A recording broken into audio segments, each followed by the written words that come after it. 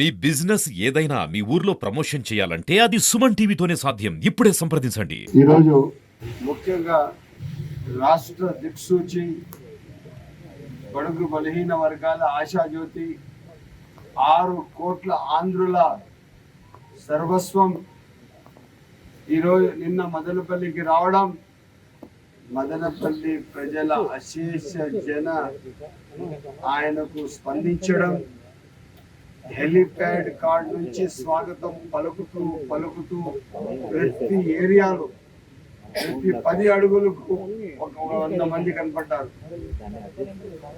మా Madanapalle Bengaluru bus stand వచ్చేంత వరకు కూడా ఆ ప్రజా స్పందన చూసి పెద్ద ఏం చేశారంటే, రోడ్ షో కింద వెహికల్లో ముందర కూర్చొని వచ్చే మనిషి లేచి మధ్యలో టాప్ పైకి వచ్చి రోడ్ షో కింద రావడం జరిగింది. మదనపల్లి వాసులు నాకు ఇంత స్వాగతం పలుకుతారని నేను అనుకోలేదు. చాలా సంతోషకరం, చాలా ఆనందదాయకం. నాకు ఆయన స్టేజ్ దగ్గరికి వచ్చినప్పుడు ఆయన ముఖంలో కళ వచ్చేసింది, ఒక సంతోషం వచ్చేసింది. ఎంత ఆనందంగా ఉన్నారంటే చెప్పడానికి పదాలు లేవు. ఇంకా ముఖ్యమైన మాట ఏమంటే, చాలా క్లియర్ కట్గా చాలా విషయాలు మాట్లాడారు. మదనపల్లికి తక్షణం జిల్లా చేస్తున్నాము. చిరుక చాలా సంవత్సరాల కోరిక, మదనపల్లి జిల్లా ఎప్పుడో కావాల్సింది. ఈ నాయకుల కొంతమంది స్వార్థం కోసం మదనపల్లి జిల్లా కాలేదు. నేను ముఖ్యమంత్రి అయిన తక్షణమే మదనపల్లి జిల్లా అయిపోతున్నాను అని చెప్పి చాలా స్పష్టంగా మాట్లాడిన చరిత్ర పెద్దలు నారా చంద్రబాబు నాయుడు. అక్కడి నుంచి వస్తే కాపు బలిజ సామాజిక వర్గానికి 1 ఎకరా స్థలము 1.5 కోటి రూపాయలతో కమ్యూనిటీ హాల్ కట్టించడానికి పూర్తిగా పెద్దలు అంగీకరించారు. ఇది అట్లా జీవో కాదు, రెవెన్యూ లెక్కలు ఒక పక్క ఉంటాయి, జియో ఇంకొక లెక్కలు ఉంటాయి. అట్లా కాదు, స్ట్రైట్గా 1 ఎకరా అంటే 1 ఎకరాంది, రోడ్ సైడ్ అంటే రోడ్ సైడే. రోడ్ సైడ్ అని చెప్పి 200 మీటర్ల లోపల కాదు, క్లియర్ కట్గా ఏం చెప్తే అదే ఉంటాయి. అదేవిధంగా ముస్లిం మైనార్టీలకు చాలా మందికి పెద్ద అపోహ ఉంది, బీజేపీతో కలయిక ఉంది. ఈ కలయిక వచ్చి బీజేపీతో ఉన్నందువల్ల రేపు నాన్ సెక్యులర్ మూవ్మెంట్ వస్తుందా అని చెప్పి పెద్ద ఆయన 95 నుంచి 2004 వరకు బీజేపీతో ఉన్నారు. ఎక్కడ కూడా కానీ law and order, good governance, system of law ఎక్కడ కూడా 1 ఇంచు ఇటు అటు కదలలేదు. ఎక్కడ న్యాయం ఏ పక్క ఉంటే ఆ పక్క సకాలంలో స్పందిస్తూ ఎవరికి న్యాయం చేయాల్సిన అవసరం ఉందో వాళ్ళకు న్యాయం చేస్తూ నడిచిన ఎన్డీఏ కన్వీనర్ పెద్దలు నారా చంద్రబాబు నాయుడు గారు ఈరోజు మరలా ఈ రాష్ట్ర భవిష్యత్తు కోసం రాష్ట్ర సచివాలయమే తాకట్టు పెట్టేసినాడు.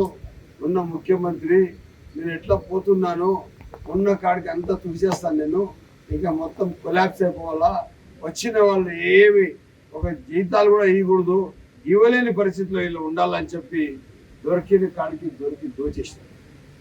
ఇవన్నీ ఆలోచన చేసిన తర్వాత ఇంకా రాష్ట్ర భవిష్యత్తు కేంద్రంతో పొత్తు ఉంటేనే జరుగుతాడని చెప్పి ఆలోచన చేసిన తర్వాత, ఉన్న సర్వేలన్నీ లెక్క చేసిన తర్వాత ఎన్డీఏనే బెస్ట్ అని చెప్పి ఒక నిర్ణయం తీసుకొని ఆ ఎన్డీఏతో పొత్తు వెళ్ళాలి. బట్ ముస్లిం మైనార్టీలు కానీ క్రిస్టియన్ మైనార్టీలు కానీ మీరు ఎక్కడ కూడా అభద్రతా భావంతో ఉండే అవసరం లేదు. మీకు పూర్తిగా మీకు స్వేచ్ఛ కల్పిస్తారు పెద్దలు నారా చంద్రబాబు నాయుడు గారు. మీకు రావాల్సిన రాయితీలన్నీ ఇస్తారు, మీ పిల్లల భవిష్యత్తు ఇస్తారు. అదేవిధంగా వర్క్ ప్రాపర్టీస్ కాపాడుతారు, క్రిస్టియన్ ప్రాపర్టీస్, ఎండోమెంట్ ప్రాపర్టీస్ కాపాడుతారు. ఇదే కాకుండా మదనపల్లి నుంచి 175 కాన్స్టిట్యూన్సీలు ఎన్ని ఉన్నాయో, ఎవరెవరు ఎక్కడ ఉన్నారో అందరి మీ హక్కులు కాపాడే బాధ్యత పూర్తిగా పెద్దలు నారా చంద్రబాబు నాయుడు బాధ్యత పడతారు. ఇదే కాకుండా మదనపల్లికి అభివృద్ధికి పూర్తి బాధ్యత తీసుకుంటాను, మదనపల్లికి కావాల్సిన అభివృద్ధి కూడా చేస్తాను. ఈరోజు నిన్న జరిగిన సభ, ఈ సభ నా వల్ల జరిగింది కాదు. నాతో ఉన్న నాయకులు, నాతో ఉన్న కార్యకర్తలు, వీళ్ళ స్ఫూర్తితో వీళ్ళకే ఈ విజయకి నిన్న జరిగిన సభకు అంత పెద్ద కార్యక్రమం జయప్రదం కావడానికి వీళ్ళందరికీ వాళ్ళకి నేను అంకితం చేస్తున్నాను. కానీ ఇది నా పెద్దరికం ఏమున్నా కూడా వాళ్ళతో నేను కానీ నాతో వాళ్ళు ఏం కాదు.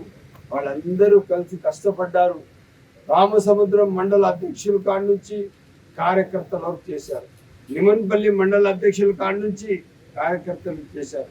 నిమన్పల్లి రాజన్న కష్టపడ్డారు, వాళ్ళ టీం కూడా కష్టపడ్డారు.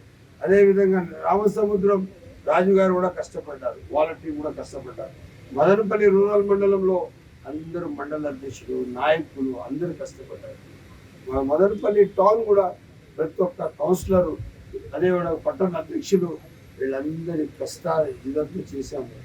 మేము ఎవరికి కూడా వైఎస్ఆర్ సిపి గారు ఇచ్చినట్లు బస్సులు, గవర్నమెంట్ బస్సులు తీసుకొని తాయిలాలు ఇస్తూ వాళ్ళకి కావాల్సిన మధ్యాహ్నం ప్యాకేజ్ ఒకటి, సాయంత్రం ప్యాకేజ్ ఒకటి, ఏ ప్యాకేజీలు మేము ఇవ్వలేదు.